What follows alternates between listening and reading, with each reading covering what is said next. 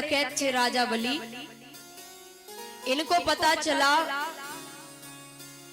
कि एक जंगल में एक सेठ जी आ रहे हैं, बहुत धनवान हैं।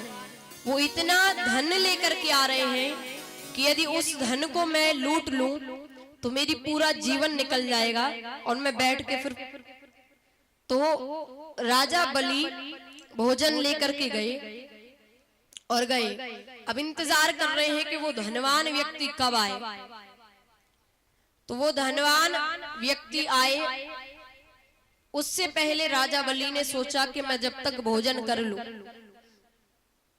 देखिए ये कथा ध्यान से सुनेंगे, बहुत कुछ समझ में आएगा। राजा बलि ने सोचा कि जब तक वो आए तो मैं भोजन कर लूं। अब उन्होंने अपने भोजन की पोटली खोली, 2 रोटी उसमें थी। राजा बलि भोजन पाने ही वाले हैं, इतने में एक कुत्ता वहां आ जाता है और कुत्ते को देखकर राजा बलि ने एक रोटी कुत्ते को डाल दी। लेकिन अब वो है कुत्ता ही, एक से माने। फिर आ गया, राजा बलि ने दूसरी रोटी भी कुत्ते को डाल दी। अब ये करने में राजा बलि को 24 मिनट हुआ था, 24 मिनट हुआ था। और राजा बलि ने फिर वही काम करने शुरू कर दिए, डकैती की, सब धन लूट लिया। अब जब राजा बलि का अंतिम समय आया, यमराज ले गए, तो यमराज ने चित्रगुप्त से पूछा कि चित्रगुप्त, इसने कितना पाप किया है और कितना पुण्य किया है।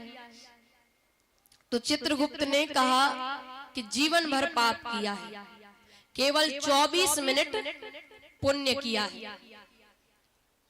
तो जैसा मैंने कहा, स्वर्ग में आपकी इच्छाएं पूरी होती हैं और नरक में आपको दंड मिलता है।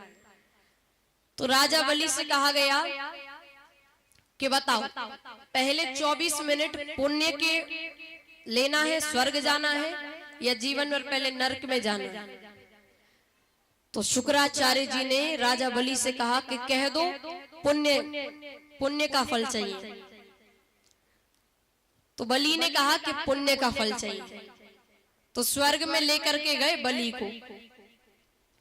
अब कहा कि यहाँ क्या करना है तुम्हें, तुम्हारी इच्छा पूरी होगी 24 मिनट के लिए। तो शुक्राचार्य जी ने कहा कि बलि कह दो कि इंद्रासन पे बैठना है। तो बलि ने कहा कि मुझे इंद्रासन पे बैठना है। 24 मिनट की बात है, इंद्र को समझाया गया कि 24 मिनट की बात है, बैठ जाने दो, बलि को इंद्रासन पर बैठ जाने दो। अब शुक्राचार्य जी ने बलि के कान में कुछ कहा था कि बैठने से बैठो, तो ये ऐसी बात कहना। बलि भूल गया। इंद्रासन पर बैठकर तो वो अप्सराओं से कहे नृत्य करो, मदिरा पान करे। शुक्राचार्य जी ने पत्थर फेंक के मारा सिर में। सब ध्यान आया।